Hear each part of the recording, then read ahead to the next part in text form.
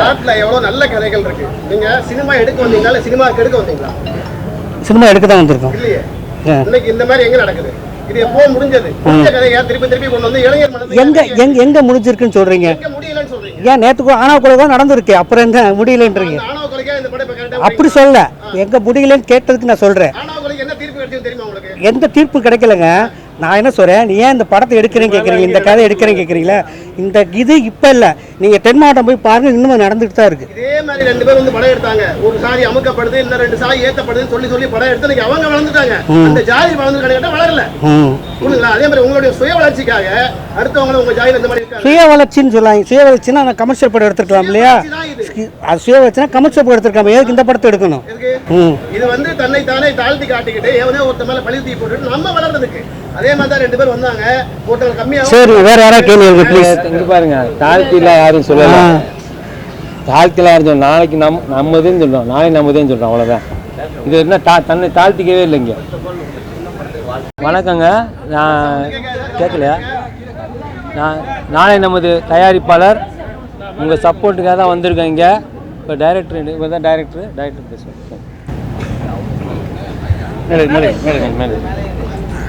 அனைவருக்கும் வணக்கம்.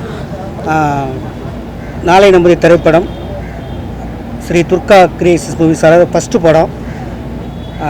இந்த படம் ஒரு அரசியல் விழிப்புணர்வு பற்றிய படம். உனக்கான அரசியலை நீ தேர்ந்தெடுக்காவிட்டால் நீ வெறுக்கும் அரசியலால் ஆளப்படுவாய் அப்படின்ற ஒரு லெலினோட வரிகள் தான் இந்த படத்தோட கதையை.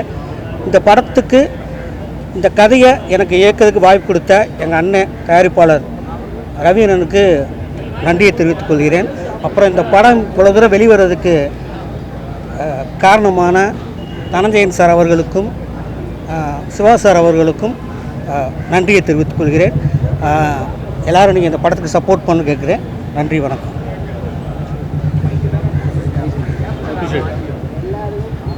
படத்தோட மியூசிக் டைரக்டர் ஹரிகிருஷ்ணன். வணக்கம். இந்த படத்தோட மியூசிக் டைரக்டர் என் ஃபஸ்ட்டு மூவி. அப்புறம் இந்த படத்தை எல்லாருமே தேட்டரில் போய் பாருங்கள், சப்போர்ட் பண்ணுங்கள். அதுக்கப்புறம் எனக்கு வாய்ப்பு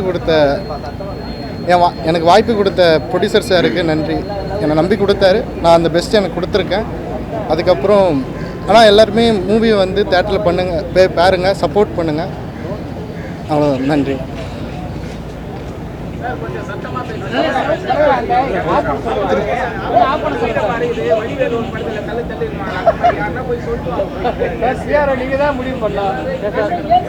ஃபர்ஸ்ட்ல என்ன பேசு? சரி, ஓகே.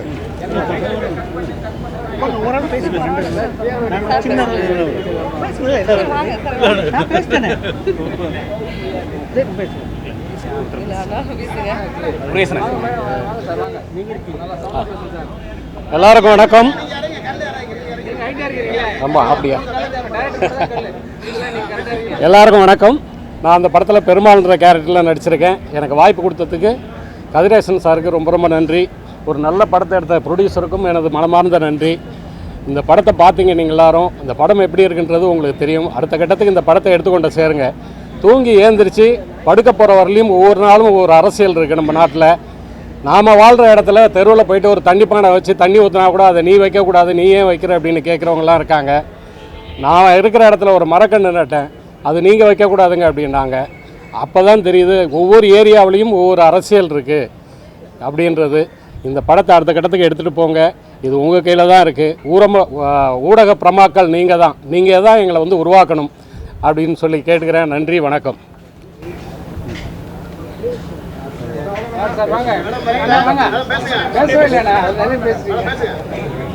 எல்லாருக்கும் வணக்கம்.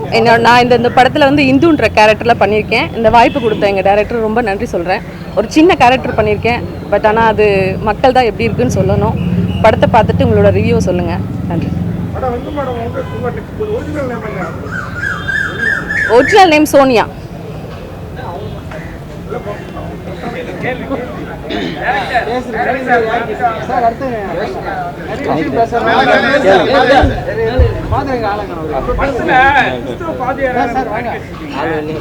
அவர் நினைச்ச எல்லா மக்களையுமே வந்து ஒன்று கூட முடியுமா?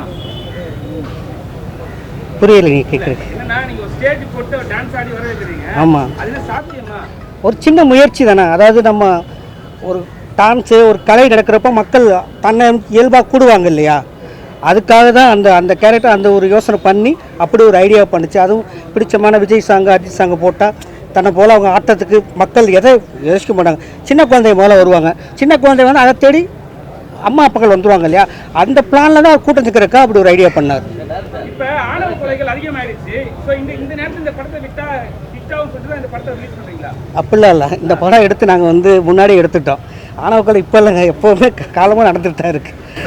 நாட்டுல எவ்வளவு நல்ல கதைகள் இருக்கு. நீங்க சினிமா எடுக்க வந்தீங்களா இல்ல சினிமாக்கு எடுக்க வந்தீங்களா? சினிமா எடுக்க தான் வந்திருக்கோம். இல்லையே, இன்னைக்கு இந்த மாதிரி எங்க நடக்குது? இது எப்போ முடிஞ்சது? முடிஞ்ச கதையை திருப்பி கொண்டு வந்து இளைஞர் மனதில் எங்க முடிஞ்சிருக்குன்னு சொல்றீங்க? எங்க முடியலன்னு சொல்றீங்க? ஏன் நேத்துக்கு ஆணவ கொலை தான் நடந்திருக்கு, அப்புறம் என்ன முடியலன்றீங்க? ஆணவ கொலைக்கா இந்த படம் இப்ப கரெக்டா அப்படி சொல்ல, எங்க முடியலன்னு கேட்டதுக்கு நான் சொல்றேன். ஆணவ கொலைக்கு என்ன தீர்ப்பு கிடைச்சது தெரியுமா உங்களுக்கு? எந்த தீர்ப்பு கிடைக்கலங்க. நான் என்ன சொல்றேன், நீ ஏன் இந்த படத்தை எடுக்கிறேன்னு கேட்குறீங்க, இந்த கதை எடுக்கிறேன்னு கேட்குறீங்களா?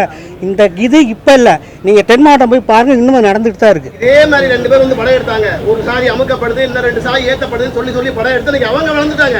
அந்த ஜாதி வளர்ந்து கிடையாது, வளரல. புரியுங்களா? அதே மாதிரி உங்களுடைய சுய வளர்ச்சிக்காக அடுத்தவங்க உங்க ஜாதியில் இந்த மாதிரி இருக்காங்க. சுய வளர்ச்சின்னு சொல்லாங்க. சுய வளர்ச்சின்னா நான் கமர்ஷியல் படம் எடுத்துருக்கலாம் இல்லையா? அது சுய வளர்ச்சினா கமர்ஷியல் படம் எடுத்துருக்காம எதுக்கு இந்த படத்தை எடுக்கணும்? இது வந்து தன்னை தானே தாழ்த்தி காட்டிக்கிட்டு எவனே ஒருத்த மேல பழி தூக்கி போட்டுட்டு நம்ம வளர்றதுக்கு. அதே மாதிரி தான் 2 பேர் வந்தாங்க, போட்டவங்க கம்மியாக. சரி, வேற யாராவது கேள்வி ப்ளீஸ். இங்க பாருங்க, தாழ்த்திலாம் யாரும் சொல்லலாம், தாழ்த்திலாம் யாரும் சொல்ல, நாளைக்கு நம்மதுன்னு சொல்றோம், நாளைக்கு நம்மதுன்னு சொல்றோம், அவ்வளோதான். இது என்ன தன்னை தாழ்த்திக்கவே இல்லைங்க. நன்றி. தைரியமா ஒரு சீனை காட்டுறது யோசிச்சு பாருங்க. அந்த லேடி எப்படி ஒத்துக்கிட்டாங்கன்னு தெரியல. ஒரு சீன் பயங்கரமா காமிச்சிருக்கீங்க, ஒரு பெரிய மனுஷன் சாவடிக்கு. இன்னொரு படத்துல வந்து 2 தலைவர்களை காமிக்கிறீங்க, இறந்து போயிட்டாங்க. 2 பேரும் முதலமைச்சர். அவங்க 2 பேருமே ஜாதியை வளர்த்தவங்க தானே? அதான் இந்த கேள்விக்கு அதுதான் அது ஜாதியை வளர்த்தவங்க தான். ஆமா, அது அழிஞ்சு போன ஆசை தான். காட்டுறீங்க, யாரை நியாயமா காட்டுறேன்? புரட்சி தலைவியும் காமிச்சிருக்கீங்க, கலைஞரையும் காமிச்சிருக்கீங்க. ஜாதியை முதல் வளர்த்தவங்க நம்ம அவங்கள வந்து காமிச்சது எங்க காட்டல, அது அந்த அரசியலுக்கு நம்ம போகல. அது பஞ்சாயத்து பிரசிடென்ட் அவர் காட்டுற வீடு யார் கட்டினது? ஃபர்ஸ்ட் இல்ல, அது இவரு வராத பெரியவர் வராது. பெரியவர் இல்லை, அவரோட விஷுவலுக்காக வந்தது, அவரோட பெருமை தான் தவிர படத்தை நம்ம எதையும் காட்டல. நம்ம படத்தில் ஸ்பெசிஃபிக்காக நம்ம அது அதான் சார் புரியுது சார். அதான் சார் புரியுது. அவரோட கிராமத்தை நடந்த விஷயம் சொன்னது தானே தவிர ஸ்பெசிஃபிக்காக நம்ம படத்தில் நம்ம வைக்கல. சார், படத்துல எவ்வளவுதான் ஹெல்ப் பண்ணாலும் அந்த ஜாதி வீடு காட்டுறீங்களே, ஏன் மென்ஷன் பண்ணிருக்கீங்க? ஏன்னா ஒருத்தர் வந்து அவங்க நினைவுல சரியா இருக்காது, அவங்கள காப்பாற்றி எதுவும் பண்றாங்க, அப்பவும் ஜாதி வரி வருது, எது அது மென்ஷன் பண்றீங்க? எங்க வருதுன்றீங்க? பைத்தியமா இருப்பாங்க.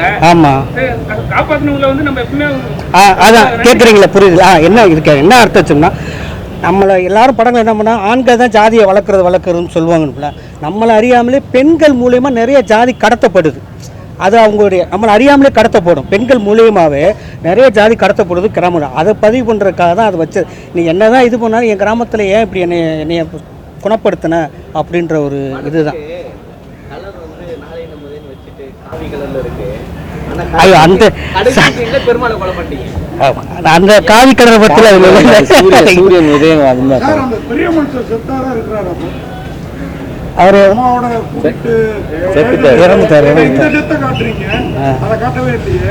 அதான் அந்த சாங்ல இறந்துட்டாருன்னு காட்டுவோம். நீங்க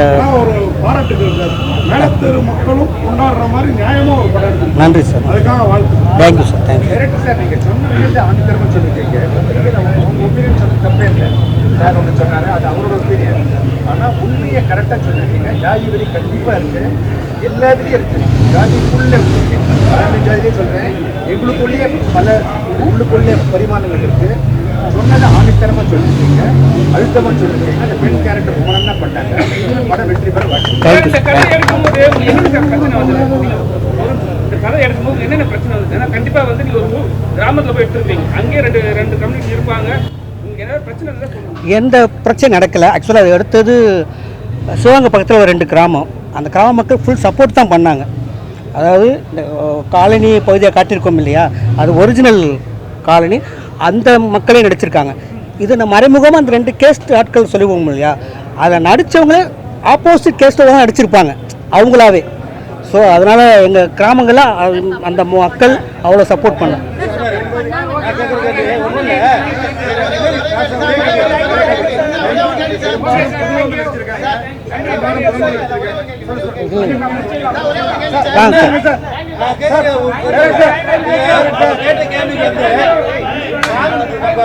ராசிபுரத்தில் வந்து ஊராட்சி மன்ற தலைவரை வந்து முன்னே விடக்கூடாது